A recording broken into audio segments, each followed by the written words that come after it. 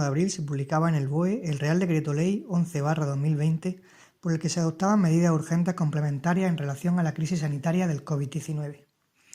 Entre estas medidas, que entran en vigor desde el 2 de abril, se incluye un paquete de ayudas dirigido a facilitar el pago de los alquileres de vivienda habitual a aquellas personas que se están viendo afectadas por esta situación de alarma. Así, podemos distinguir 4 grandes ámbitos en relación con estas medidas: la suspensión de los lanzamientos durante un plazo máximo de 6 meses, la prórroga de los contratos de arrendamiento durante 6 meses, la moratoria o reducción del pago de la renta y una línea de crédito y avales estatales para asegurar el pago de la renta. Antes de desgranar un poco cada una de estas medidas, vamos a ver primero a quién van dirigidas. El Real Decreto Ley establece que para poder solicitar gran parte de estas medidas excepcionales, el arrendatario tendrá que acreditar encontrarse en una situación sobrevenida de vulnerabilidad económica, a consecuencia del COVID-19 durante el mes anterior a la solicitud, para lo que habrá que acreditarse los siguientes extremos. En caso de ser trabajador por cuenta ajena, estar en situación de desempleo en un expediente temporal de regulación de empleo o haber visto reducida su jornada laboral. En caso de ser autónomo o empresario, habrá de acreditarse una pérdida sustancial de ingresos, o bien el paro de la actividad. Que los ingresos mensuales de la unidad familiar, contando al titular del contrato de arrendamiento, cónyuge e hijos que vivan en la vivienda, no supere 3 veces el indicador público de renta a efectos múltiples. Esto es unos 1.645 euros al mes. Este es el límite general, que podrá verse modificado en caso de que existan hijos menores, mayores de 65 años, personas con discapacidad, etc. Que el alquiler y los gastos básicos inherentes al mismo, luz, agua, comunidad, etc., sean igual o superior al 35% de los ingresos de la unidad familiar. Y que ninguna de las personas que formen la unidad familiar tenga una vivienda en propiedad o el usufructo de la misma. Todos estos extremos habrán de acreditarse mediante la documentación oportuna, si bien, en caso de no disponer de alguno de estos documentos, podrá hacerse mediante una declaración responsable en la que se expongan los motivos por los que no se cuenta con el documento en cuestión. Una vez aclarada esto, pasemos a ver en qué consiste cada uno de esos paquetes de medidas. En relación a la suspensión de lanzamientos, en virtud del Real Decreto Ley, una vez restablecida la actividad procesal, durante un proceso de desahucio de vivienda en los que la persona demandada acredita ante el juzgado encontrarse en situación de vulnerabilidad económica y la imposibilidad de encontrar otro alojamiento, se suspenderá el curso del mismo, informándose de la situación a los servicios sociales, que tendrán un plazo de 6 meses para adoptar las medidas que consideren oportunas.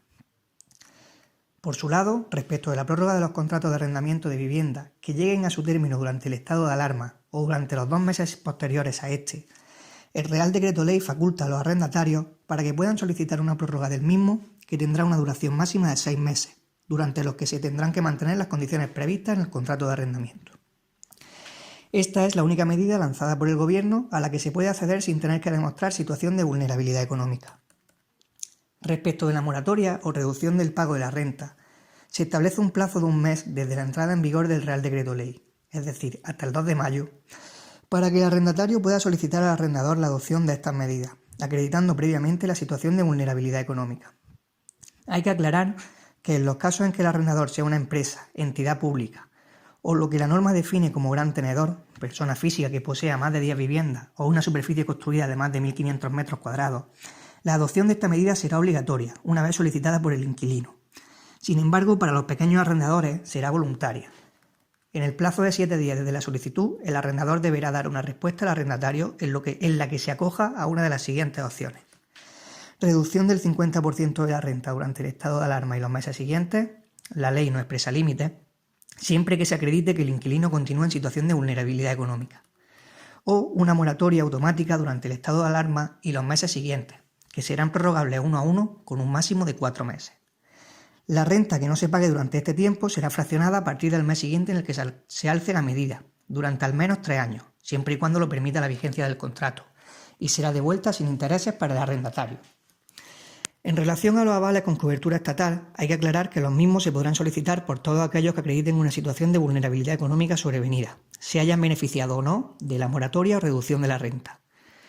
Se trata de un préstamo avalado por el Estado que podrá cubrir como máximo 6 meses de renta y tendrá un plazo de devolución de 6 años como máximo, sin intereses ni gastos para el arrendatario. Además, y para el caso de que llegado a término el préstamo el solicitante continúe en situación de precariedad económica, el Real Decreto Ley prevé una serie de ayudas autonómicas de hasta 900 euros mensuales para la devolución de los mismos que cubra el 100% de la renta o de la cuota del préstamo que se haya suscrito. Por último, nos queda advertir que el beneficio de estas medidas, sin que concurran las circunstancias necesarias para ello, derivará la responsabilidad por los daños y perjuicios causados, que será como mínimo el beneficio obtenido por la persona arrendataria, por lo que es de vital importancia el asesoramiento previo a la solicitud de cualquiera de estas medidas.